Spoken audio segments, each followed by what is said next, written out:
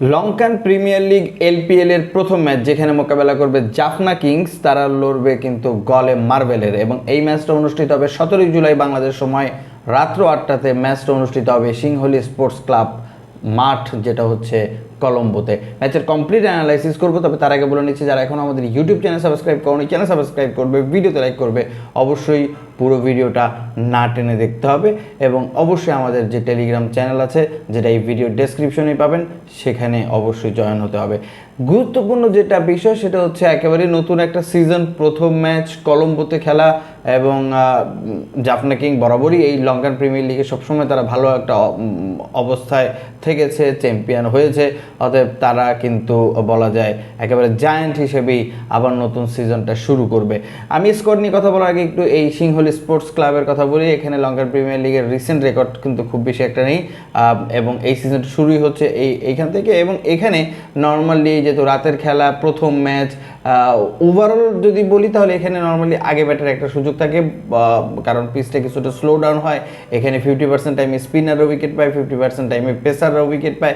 স্পিনের আধিক্য এই সিংহলী স্পোর্টস ক্লাবে বেশি থাকে। কিন্তু যেহেতু এটা প্রথম ম্যাচ এবং যেহেতু নতুন সিজন, সে কারণে আমার মনে হয় যে টসে জিতে পরে ব্যাট করাটা ভালো, কারণ পিচ কেমন মুভমেন্ট করবে, কেমন বিহেভ করবে, সেটা একটা বিষয় থাকবে।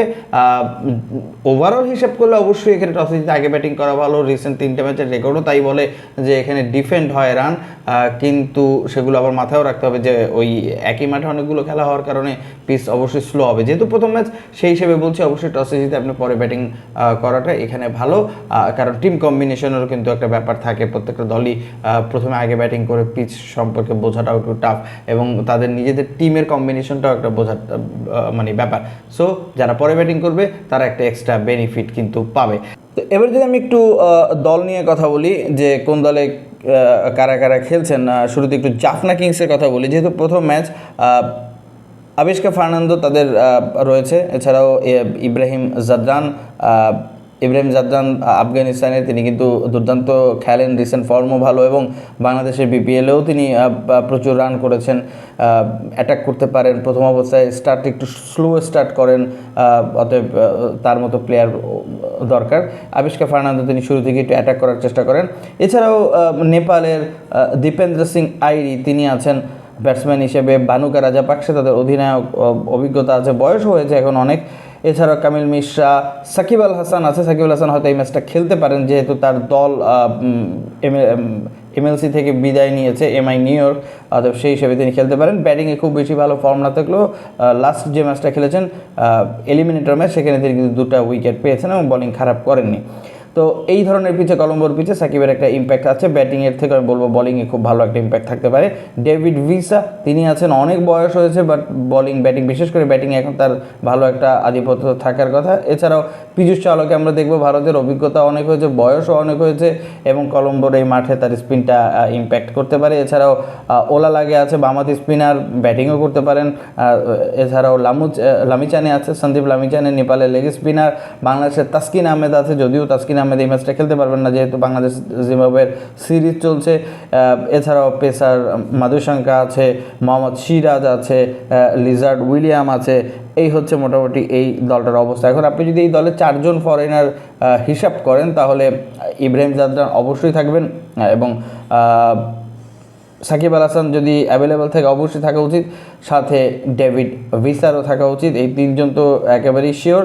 সাথে লেগ স্পিনার আমার মনে হয় পীযূষ চাওলাকে না খেলালেও হয়, কারণ দুর্নীত ওয়ালা লাগে আছেন, এবং সাকিবের মতো স্পিনার যেহেতু আছে, এতগুলি স্পিনার হয়তো নেওয়ার খুব বেশি একটা দরকার আছে কিনা জানি না। 3 জন তো থাকবে, তাসকিন যেহেতু থাকছে না, সে কারণে আমার কাছে মনে হয় যে তাদের সন্দীপ লামুচানেকে তারা হয়তো ইনক্লুড করবে। এই 4 জন প্লেয়ার হিসেবে আমার মনে হয় থাকা উচিত। এখন দেখা যাক তারা স্কোয়াডটা কীভাবে সাজায়।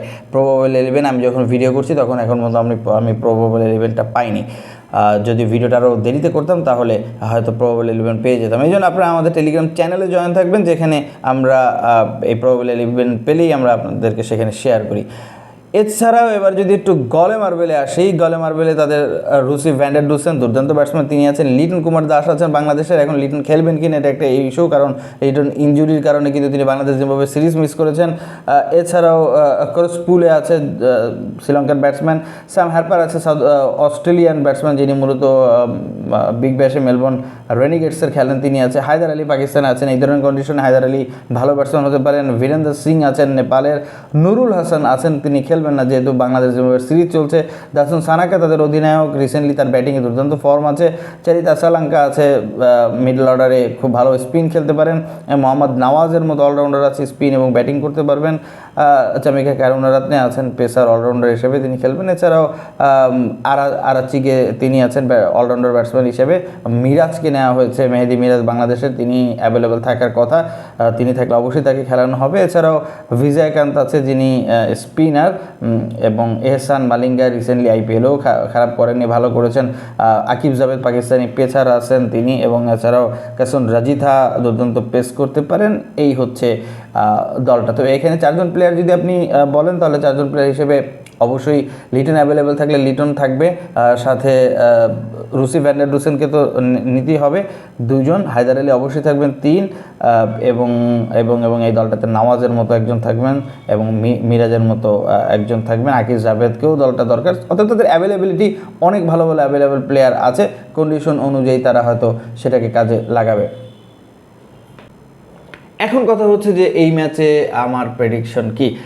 2 দলের যদি আমি টিম স্ট্রেংথ দেখি, তাহলে টিম স্ট্রেংথে আমার কাছে মনে হয় যে গলে মার্বেল এখানে অনেকটা এগিয়ে থাকবে। তাদের যথেষ্ট পরিমাণে কোয়ালিটি প্লেয়ার আছে, কোয়ালিটি অলরাউন্ডার আছে, যেহেতু এই পিচে স্পিন ধরে, স্পিন অলরাউন্ডার আছে, এবং ম্যাচ উইনার বা বেশ কিছু ম্যাচ উইনার আছে, যেটা এই সিজনে ওই আমার কাছে জাফনা কিংসের মনে হয় যে একটু কম আছে। যদিও জাফনা কিংস কিন্তু ওই তাদের যে অধিনায়ক যিনি ছিল থিসারা পেরা, তার আন্ডারে ভালোই করেছিল, কিন্তু এবারের জাফনা কিং আমার কাছে মনে হয় তাদের প্লেয়ারে বেশ কিছু ঘাটতি আছে। ওভারঅল আমি এই ম্যাচে গলে মার্বেলকে ফেভারিট রাখছি, কিন্তু টস ইম্পর্টেন্ট, যারা পরে ব্যাট করবে তারা একটা এক্সট্রা বেনিফিট কিন্তু পেতে পারে। এবং অবশ্যই আমাদের টেলিগ্রাম চ্যানেলে জয়েন হবেন। আপনার মতামত আপনি কমেন্টে জানাতে কিন্তু ভুলবেন না।